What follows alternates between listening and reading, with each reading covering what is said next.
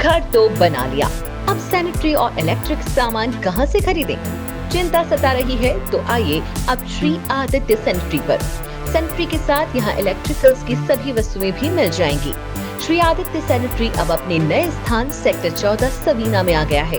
इस विशाल शोरूम में सैनिटरी की सभी वस्तुएं देश की लीडिंग कंपनीज जैगवार, सेरा, जल आदि कंपनियों के प्रोडक्ट्स की विशाल रेंज आपको यहाँ मिलेंगी। साथ ही अब गोल्ड मेडल कंपनी के सभी इलेक्ट्रिकल्स प्रोडक्ट की विशाल रेंज भी यहाँ देखने को मिल जाएगी। अधिकृत विक्रेता gold medal switches and systems. हमारा शोरूम पता है Sabina sector 14, 100 feet road, Udaipur. संपर्क करें उज्जवल जैन 9460253186 8005591556।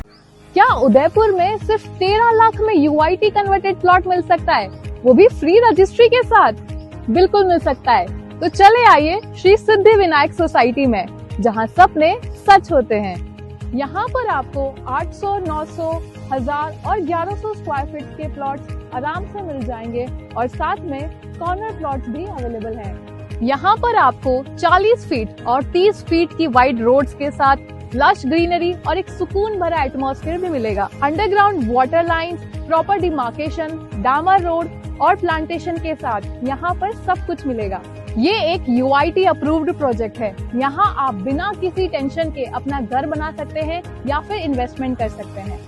सोसाइटी का लोकेशन भी परफेक्ट है। 150 फीट झाड़ोल हाईवे के पास और अमरगढ़ होटल से सिर्फ 7 मिनट दूर। स्कूल और कॉलेज भी बिल्कुल वॉकिंग डिस्टेंस पर है। तो देर किस बात की, सिर्फ लिमिटेड प्लॉट्स अवेलेबल हैं और अपने सपनों का प्लॉट श्री सिद्धि विनायक सोसाइटी में बुक करें। हमारा पुराना प्रोजेक्ट श्री सिद्धि विनायक विहार ऑलरेडी सक्सेसफुली कंप्लीट हो चुका है, जहां फैमिलीज खुद के घर बना के ऑलरेडी रह रहे हैं। यहां आप घर बनाएं या फिर फ्यूचर के लिए इन्वेस्ट करिए। अफोर्डेबल रेट्स पर प्रीमियम लोकेशन का फायदा उठाएं। आपका इंतजार खत्म होता है यहाँ श्री सिद्धि विनायक सोसाइटी में।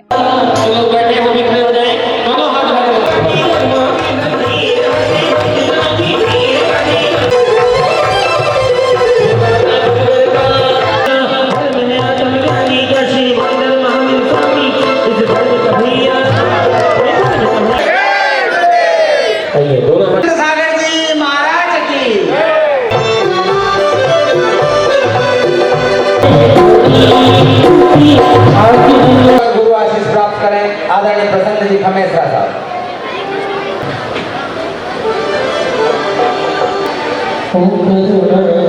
होली लगाएंगे।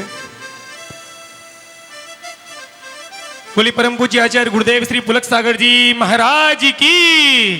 बोली रक्षाबंधन महापर्व की। मैं आवाज दे रहा हूं मेरे अनन्य, हालांकि यह बोली वालों का त्यौहार था, लेकिन वो एक वो भी हैं जो बोली में नहीं, ले तो वो भी सकते हैं, लेकिन हमने इशारा किया कि नहीं, दूसरों को लेने दो। ऐसे हमारे जिन्हें लाड़ले शिष्य के रूप में याद किया जाता है, विनोद, सीमा, जिकीसा परिवार आए। पुष्पा देवी माता जी आओ फटाफट, बुआ जी भी आओ। और यहाँ पर विनोद जी का परिवार जो इतने रात दिन विगत 1 साल से जो परिश्रम कर रहे हैं इस कार्यक्रम के लिए, इस चौमासे के लिए, रात दिन जिन शरणम तीर्थ की गरिमा को आकाश में पहुँचाने का जिन्होंने पुरुषार्थ किया, आज वह परिवार।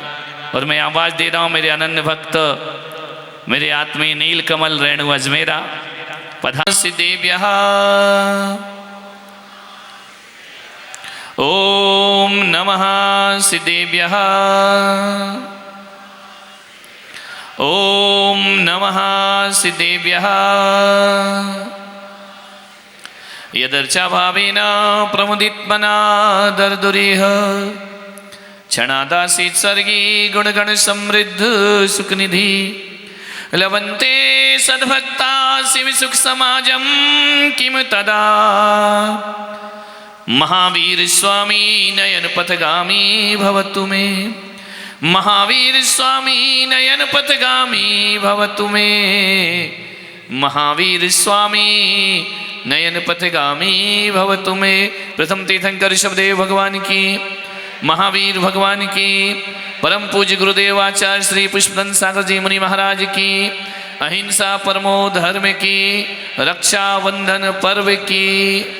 बोलिए भारत गौरव राष्ट्रीय संत मनोज्ञाचार्य आचार्य गुरुवर पुलक सागर जी गुरुदेव की, आचार्य संघ की जयकारा गुरुदेव का।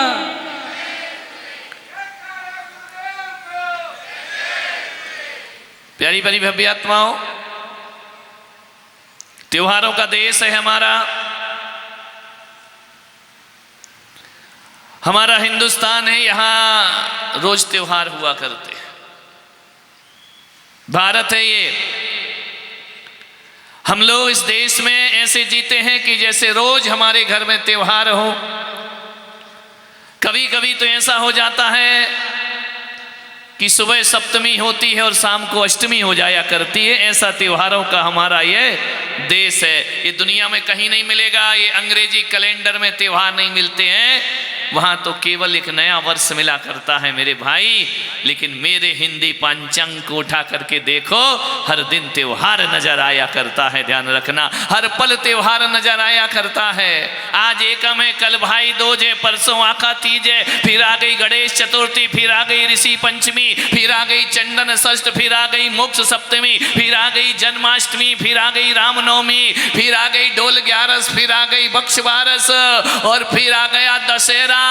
उसके बाद आ गई 10-11, उसके बाद आ गई धनतेरस, फिर आ गई अनंत चतुर्दशी और आ गई दिवाली। बता कौन सा दिन खाली? हमारे यहाँ हर दिन त्योहार है, हर तिथि में एक त्योहार है। मान्यवर सारे त्योहार हमारे देश में। त्योहारों में हमारे अंदर एक उमंग होती है, एक नए जीवन का उत्साह होता है, संबंधों में प्रगाढ़ता आती है।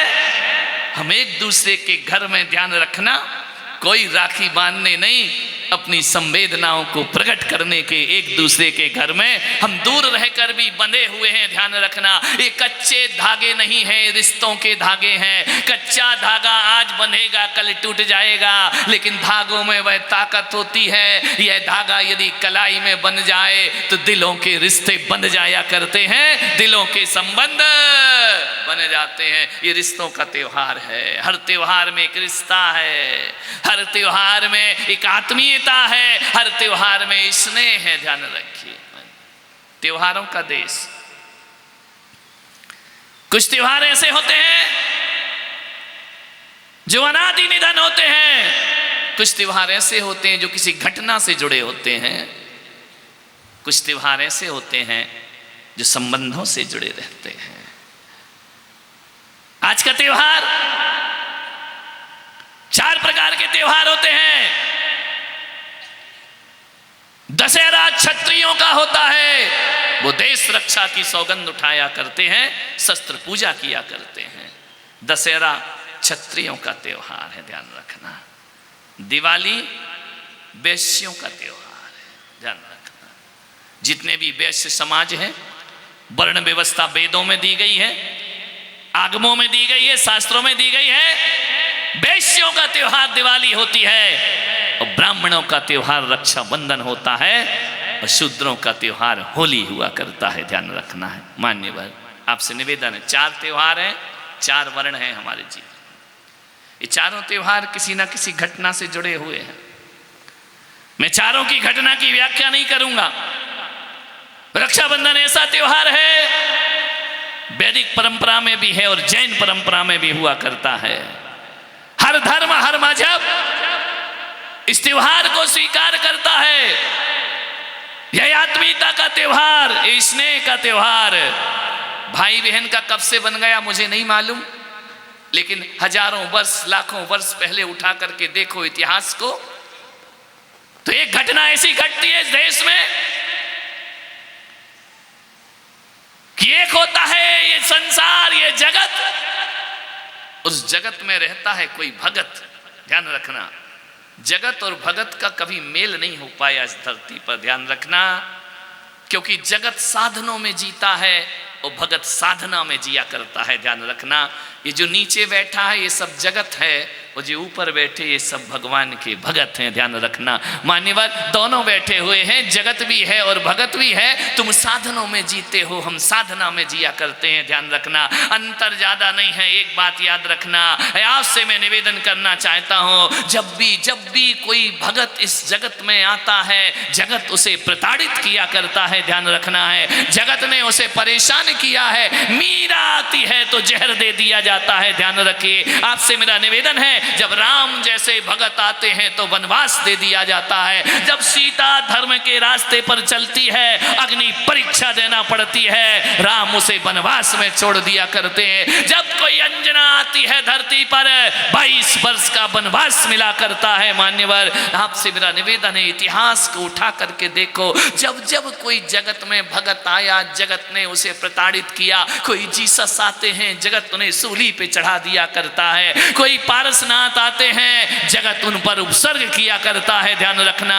मान्यवर मैना सुंदरी पर उपसर्ग हुए, चंदन वाला भरे बाजार में बेच दी जाती है, ध्यान रखना। जब सत्य के मार्ग पे चलोगे, दुनिया तुम्हारी विरोधी हो जाएगी, ध्यान रखना है। आपसे निवेदन करता हूं कि जब इस धरती पर सूरज आता है, जब इस धरती पर सूरज आता है, जो कमल की तरह होते हैं वो खिल जाते हैं। और सूरज के आने से उल्लुओं को बड़ी परेशानी हो जाया करती है, क्योंकि उन्हें सूरज के प्रकाश में दिखाई नहीं देता है। कमल खिल जाते हैं, उल्लू अंधे हो जाते हैं सूरज के आते ही, ध्यान रखना। जब सत्य आया, लोगों ने सत्य का विरोध किया। मैं आपसे निवेदन करता हूं कि सारी दुनिया झूठ की समर्थक है या सत्य की समर्थक है? मान्यवर सत्य सूली पे लटकता है। और जितने लोग खड़े खड़े देखते हैं ना, वे सत्य के समर्थक होते तो सत्य को कभी सूली नहीं मिलती। आदमी झूठ का समर्थक हुआ करता है, ध्यान रखिए। आदमी असत्य की कोटि में बैठा है। वो जब 1000 असत्य खड़े हों और एक सत्य आ जाए तो लोग उसे फांसी देने को तैयार हो जाया करते हैं। आपसे निवेदन है, जब भी कोई प्रतिभाशाली हस्ती इस धरती पर आई, तमाम मूर्ख उसके खिलाफ खड़े हो गए, ध्यान रखना। प्रतिभाओं के खिलाफ मूर्ख लोग खड़े हुआ करते हैं। कभी कभी मुझे भी लगता है, जब शांति से पूरा चतुर्मास चलता है और एक भी विरोधी नहीं लगता है, तो वशिष्ठ जी मुझे ऐसा लगता है कुछ गड़बड़ तो नहीं कर रहा हूं, ध्यान रखना है। 2-4 विरोधी तो होना ही चाहिए, विरोधी ना हो तो फिर मजा ही कैसा है जीने का। मान्यवर विरोध ना हो, बातें ना उठे, तो फिर चौमासी का क्या मजा है? 2-4 तो होना चाहिए। निंदक ना हो तो अपन पवित्र कैसे होंगे? मान्यवर कबीर ने कहा, निंदक नीरे राखी आंगन कुटी छबाए, और बिन पानी साबुन बिना निर्मल करे सभाए। ध्यान रखना। आपसे कहता हूं कि 2-4 दुश्मन पाल के रखो अपनी जिंदगी में, मान्यवर, क्योंकि वो दुश्मन ही तुम्हें आगे बढ़ने का हौसला देंगे। मैं सोचता हूं कि ये जितना एडवर्टाइजमेंट हुआ, जितना अखबारों में हुआ, उससे लोग सभा में कम आते हैं। जिन्हें ये सब पसंद नहीं, वो विरोधी ज़्यादा आते हैं। वो देखते तो कि चलो यार देखो तो क्या ताम झाम है, क्या चल रहा है, काय के पैसे बर्बाद हो रहे, क्या हो रहा, क्या चल रहा। कुछ खुरापाती समाज में होते हैं। उदयपुर में तो मुझे पिछली बार भी नहीं दिखा और इस बार भी नहीं दिख रहा है, लेकिन कई शहरों में जाओ तो 2-4 खुरापाती होते हैं। मान्यवर वो 2-4 खुरापाती ना हो तो सभा संचालित नहीं होती है, क्योंकि मेरी सभा में अक्सर मुझे मेरा ये ताम झाम देखने आते हैं और बैठने प्रवचन बैठ के सुन जाएं। तो अभी देखने आए थे, कल प्रवचन सुनने को आने के अपने आप उनकी भीड़ लग जाया करती है, ध्यान रखना। मान्यवर ये दुनिया है, या फूल भी हैं और कांटे भी हैं, अच्छे भी लोग हैं और बुरे भी लोग हैं। मेरे भाई आपसे निवेदन करता हूँ, मालूम है जब मैं दीक्षा ले रहा था तो मेरे गुरु ने मुझसे पूछा, मैं ग्वालियर में था, मेरी दीक्षा ग्वालियर में हुई, मुनि दीक्षा कानपुर में हुई, पहली दीक्षा एलग दीक्षा मुझे ग्वालियर में दी गई। कल सुबह मेरी दीक्षा होना है, सांझ के समय मैं और गुरुजी दोनों साथ बैठे। मैं अक्सर गुरुजी के कमरे में सोता था, ब्रह्मचारी था। मैंने कभी गुरुजी के दूर नहीं सोया। जहाँ वो सोते थे मेरे आचार्य, मैं उनके कमरे में जब तक उनकी सेवा ना कर लूँ, हाथ पैर ना दबा लूँ, चाहे 12 बज जाए 1 बज जाए, जब तक मेरे गुरु ना सोएं तब तक मैं कभी सोता नहीं था। उनके चरण दबाता था, उनका आसन बिछाता था, उनकी सेवा करता था, उनके पास ही मैं सोता था, कभी भी मैं अलग नहीं सोया। एक दिन गुरुजी ने कहा कि कल तुम्हारी दीक्षा है। मैंने कहा गुरुदेव आपकी कृपा है। बोले मुझे अच्छा नहीं लग रहा है। मैंने कहा क्यों? बोले कल से मेरे कमरे में कौन सोएगा, मेरा आसन कौन बिछाएगा? मैंने कहा मैं मुनि बनकर करूँगा। बोले नहीं, मुनि की अपनी मर्यादा होती है, ब्रह्मचारी की अपनी मर्यादा होती है। कल से तुम्हें अलग बैठना पड़ेगा, नीचे के कक्ष में बैठना पड़ेगा, साधुओं के साथ बैठना पड़ेगा, मेरे साथ नहीं बैठ पाओगे तुम। मैंने कहा गुरुजी हमेशा जीवन में पास रहूं या दूर, आपके चरणों में मेरे चित्त हमेशा निवास करते रहेगा। ध्यान रखिए। मेरे गुरु आचार्य पुष्पदंत सागर जी ने कहा कि एक बात पूछूं। मैंने कहा आदेश करें गुरुदेव। उन्होंने कहा कल तुम्हारी दीक्षा हो रही है, तुमको कैसा लग रहा है? मैंने कहा महाराज मुझे ऐसा लग रहा है जैसे सूरज की गर्मी से तपते हुए तन को शीतल चंदन की छाया प्राप्त होने जा रही है, मेरा सौभाग्य जागृत होने जा रहा है। बोले तुम्हें मालूम है तुम मेरे से दीक्षा लोगे, मेरे पास ज्यादा नहीं रहोगे, मेरी आज्ञा से तुम्हें विहार करना पड़ेगा। मैंने कहा मैं आपके चरणों में ही रहूंगा, कहीं नहीं जाऊंगा। नए नए में सब ऐसे ही बोलते, मैं भी ऐसे ही बोलता था, लेकिन जैसे ही बड़े हो गए गुरुजी ने सिखा दिया, गुरुजी ने खुद कह दिया कि बेटा अब तुम यहाँ से निकलो, जाओ विहार करो। मेरी मुनि दीक्षा का 1 महीने हुआ नहीं, गुरुजी ने मेरा अलग विहार करा दिया था। मैंने कहा महाराज अपने साथ क्यों नहीं रखते हो? बोले कोई भी कुम्हार घड़े अपने लिए नहीं बनाता, वो जगत के लिए बनाया करता है। ध्यान रखना, मैंने तुम्हारा सृजन किया है, अपने लिए थोड़ी किया है। मैंने तुम्हें गढ़ दिया है, मैंने तुम्हें बना दिया है, जाओ जगत की प्यास बुझाओ।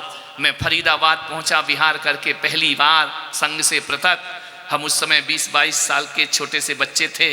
फरीदाबाद की समाज ने गुरुजी से कहा कि महाराज ये छोटे छोटे से छोकरे तुमने महाराज बना दिए, ये क्या समाज को संभालेंगे, ये क्या समाज में धर्म प्रभाव न करेंगे, इन्हें कुछ दिन अपने साथ रखो, इन्हें परिपक्व करो। मेरे गुरुजी के वो शब्द मुझे याद है। उन्होंने फरीदाबाद की समाज से कहा कि मैं कुम्हार हूँ, मैंने घड़े बना दिए हैं, तुम्हारे बाजार में भेज दिए हैं, और एक बात याद रखना, मेरे घड़ों को ठोक बजा के देखना, यदि सही निकले तो तुम रखना, फूटे हों तो मेरे घड़े मुझे वापस कर देना। ध्यान रखिए मेरे घड़े ऐसे नहीं हैं जो फूटे हों। जाओ मेरे इन छोटे छोटे घड़ों से शीतल जल की प्राप्ति करो, तुम भी तृप्त हो जाओ और समाज को भी तृप्त करो। गुरुदेव ने हमें कहा, उन्होंने कहा कि बेटा तुम समाज में कैसे जियोगे? अब तुम्हारा व्यक्तिगत जीवन खत्म हो गया। दीक्षा लेने के बाद तुम प्राइवेट प्रॉपर्टी नहीं रहे, तुम पब्लिक प्रॉपर्टी हो गए हो। अब सारा जहान तुम्हारा है। तुम एक घर छोड़ोगे, 1000 घर अब तुम्हारे हो गए। एक माँ बाप छोड़ोगे, पूरी समाज माँ बाप बन करके खड़ी हो जाएगी। अब इस समाज के बीच रहना है तो कैसे रहोगे? मुझे उसका उत्तर दो। मैंने कहा गुरुदेव आप मुझे सिखाएं, मैं आपका शिष्य हूँ, मैं नहीं जानता कि मुझे कैसे रहना है।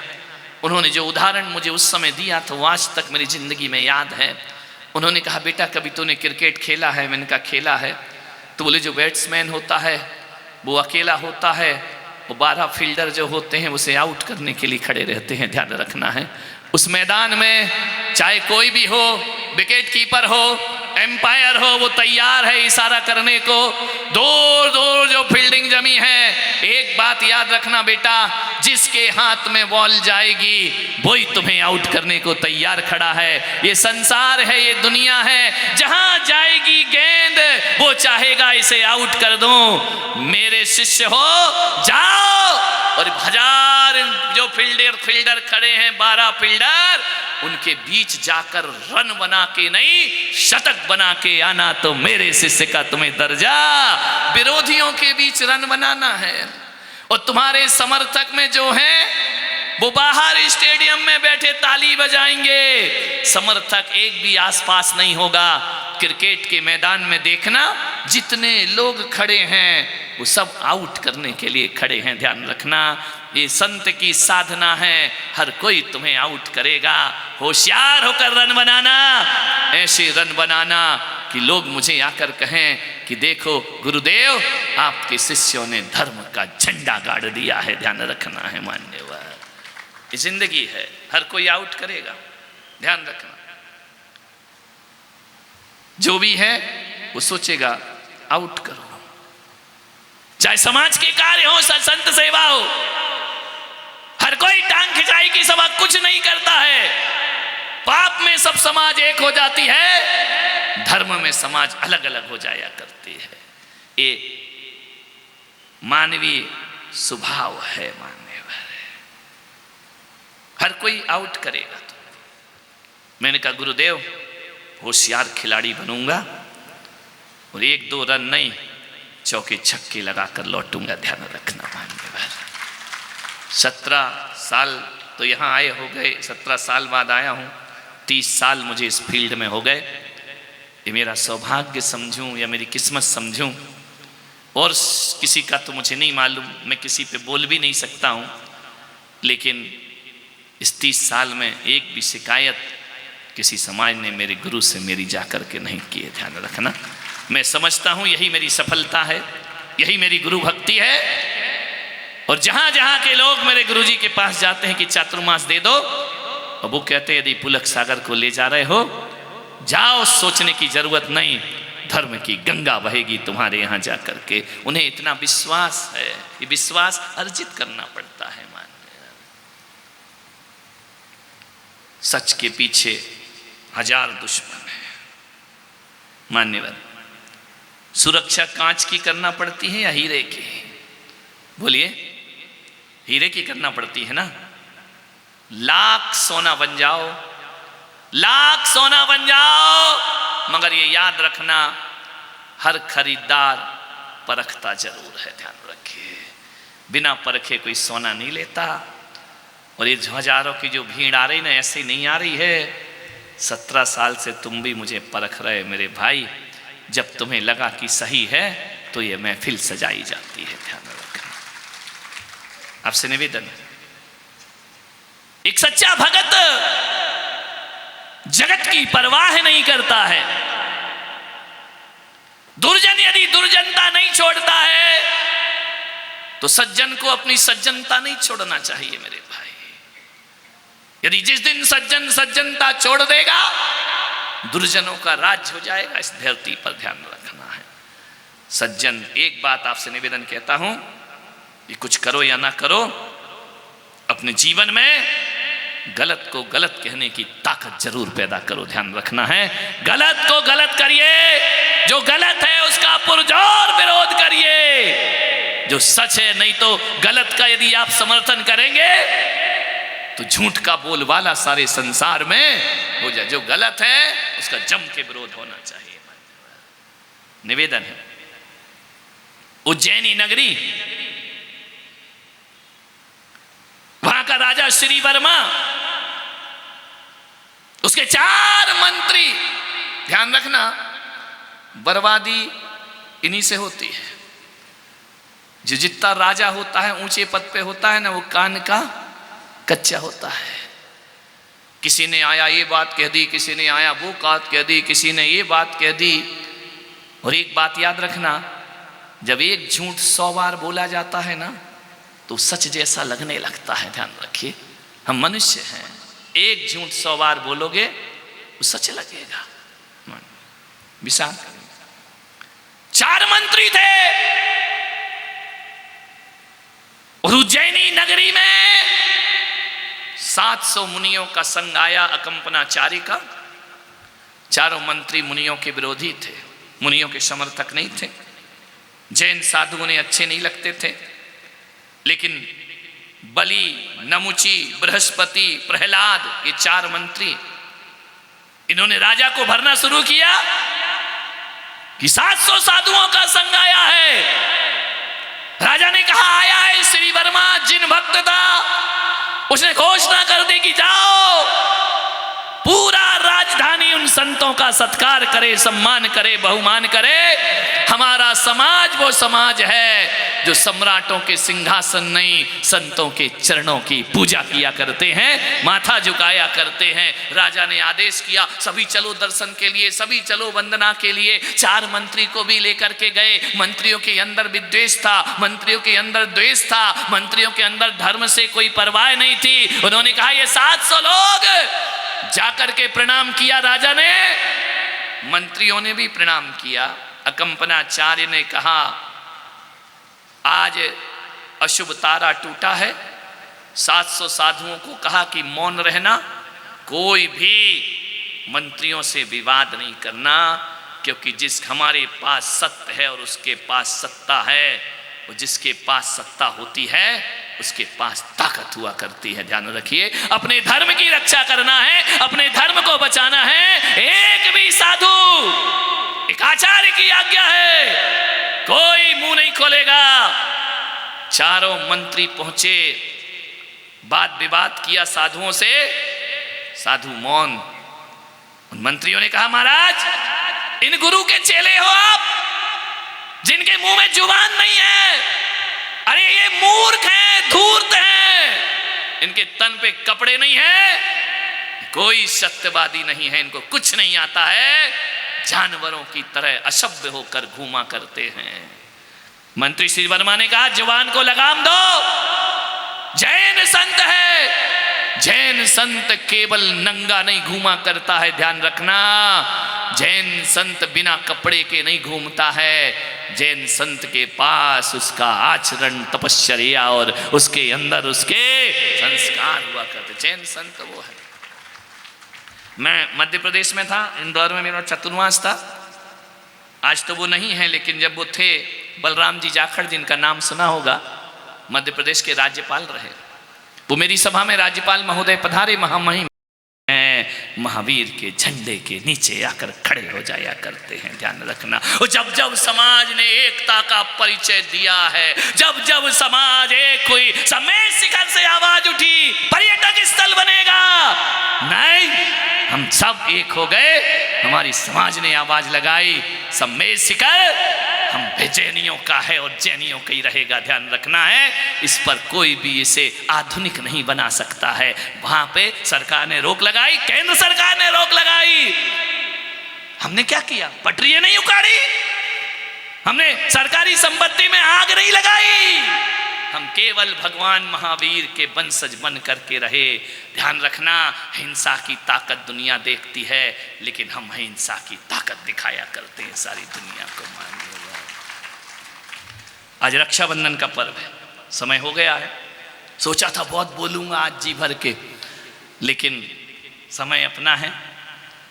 आज आप एक संकल्प लेकर उठें, जो भी यहां पर बैठे हैं एक संकल्प लेकर उठना, हम कभी भी किसी भी परिस्थिति में, कैसी भी घड़ी में, कैसे भी समय में, हम कभी हाथ उठा के विश्वास दिलाना, हम अपने संतों का अपमान नहीं होने देंगे। ध्यान रखिए, हाथ उठा उनकी रक्षा करेंगे। जब भी उन पे संकट पड़ेगा, माँ बेटी भाई बहन सब रक्षा के सूत्र लेकर के आगे बढ़ेंगे। हमारे जिनालय, हमारे उपाश्रय, हमारे स्थानक, हमारे तीर्थ, ध्यान रखना, कोई दुनिया की ताकत हमसे छीन नहीं सकती है। बस हम एक महावीर के होकर के जिए। मान्यवर, समय हो गया, शेष बातें कल करूंगा। और सबने बहुत साहस का परिचय दिया है। 11 बजे तक तुम बैठे हो, भूखे बैठे हो। वैसे आज भूख की चिंता मत करो, आज तो हर के मुंह में मिठाई होगी। ध्यान रखना, बहना थाली लेकर के आएगी। और आपसे निवेदन करूंगा, बाकी बातें फिर बाद में करूंगा। दोपहर को संध्या के समय 4 बजे से राखी बंधेगी। जैन अजैन कोई भी हो, चारों संप्रदाय हमारे हों, राखी के लिए अपनी थाली में राखी लेकर आए, परिवार को लेकर आए, श्रीफल लेकर आए, कुमकुम लेकर आए और गुरुदेव से आशीर्वाद। आज पूरा समाज अपने गुरु से आशीर्वाद प्राप्त करेगा परिवार की खुशहाली के लिए। रक्षा के सूत्र पिच्छी में सबको राखी बांधने का अवसर मिलेगा। आज 4 बजे मेरे दरवाजे खुल जाएंगे और आज यह इनाम राष्ट्रीय अध्यक्ष हमारे श्री विनोद जी फांदौत और प्रथम पुरस्कार कौन से बने राखी के नाम तो है ही नहीं। अच्छा, नंबर 8 नंबर को पहला नंबर मिला है। आइए राखी उठा के दिखा दो, आगे जाओ, त्रिशला उठाओ।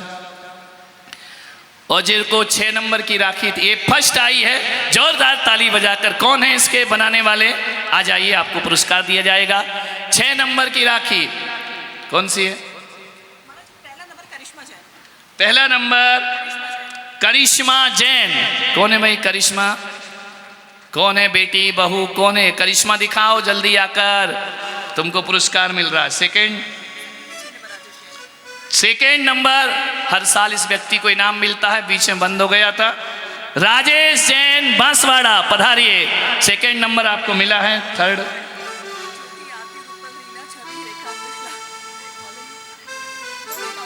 ज्योति आरती रूपी त्रिशला छवि रेखा। किसने किसको देखा? आइए फटाफट। तीसरे नंबर पर उनको पुरस्कार दिया जा रहा है। आइए, पुरस्कार फांदौत परिवार आ जाए और इनको पुरस्कार प्रदान करे। गेंदालाल जी फांदौत, पुष्पा देवी जी, अर्चेश ढोलू और सीमा जिकिसा और कौन बैठा यहाँ? पूरा गेंदालाल परिवार से जो भी हो, आइए। कल सुबह 8:30 बजे प्रवचन होगा। 5-6 दिन का और है। कल आपको फॉर्म भरना है। पर्युषण पर्व की तैयारियां चल रही हैं। श्रीमान गौतम जी दत्त को मैं आशीर्वाद देता हूं, सहकारिता मंत्री राजस्थान सरकार। प्रसन्न जी खमेसरा को आशीर्वाद प्रदान करता हूं। पूर्व पुलिस कमिश्नर श्री सुरेश जी खटीक साहब को भी मैं आशीर्वाद देता हूं। दिलीप जी सुराना प्रमुख समाज सेवी, उनको भी मैं बहुत बहुत आशीर्वाद प्रदान करता हूं। डॉक्टर मुकेश जी बड़जात्या जो मेरे 17 साल से मेरे पर्सनल डॉक्टर हैं, मैं उन्हें आशीर्वाद देता हूं। फैमिली तो नहीं कह सकता हूं, लेकिन हाँ फैमिली समझो, पूरे संघ का इलाज उनके निर्देशन में होता है। आशीर्वाद प्रदान करता हूं। बोल देख लो भाई करिश्मा कौन। कल टाइम पर सभा शुरू होगी, टाइम पर समाप्त होगी। 15 अगस्त को विशेष प्रोग्राम जश्न आज़ादी यहाँ पर मनाया जाएगा और ज्ञान गंगा के समापन का दिवस भी वही होगा 15 अगस्त को। और 18 तारीख को महिला सम्मेलन राजकुमार जी के निर्देशन में चल रहा है। तैयारियाँ विनोद जी फांदौत व्यवस्था में लगे हुए हैं। पूरी जैन समाज की समस्त महिलाओं को यहाँ पर 2 से 3 हज़ार महिलाएं यहाँ पर एकत्रित होंगी। 24 तारीख को विश्व हिंदू परिषद का कार्यक्रम यहाँ पर होगा। गौरक्षा जैसे कार्यक्रम होंगे, आप उसमें उपस्थित हों। जावाणी के ज्ञान से सूझे लोकालोक, सोवाणी मस्तक धरूं सदा देत हों दोग। हे जिनवाणी भारती तो ही जपो दिन रैन, जो तेरा शरणा गए सो पावे सुख चैन। 9 बार नमोकार।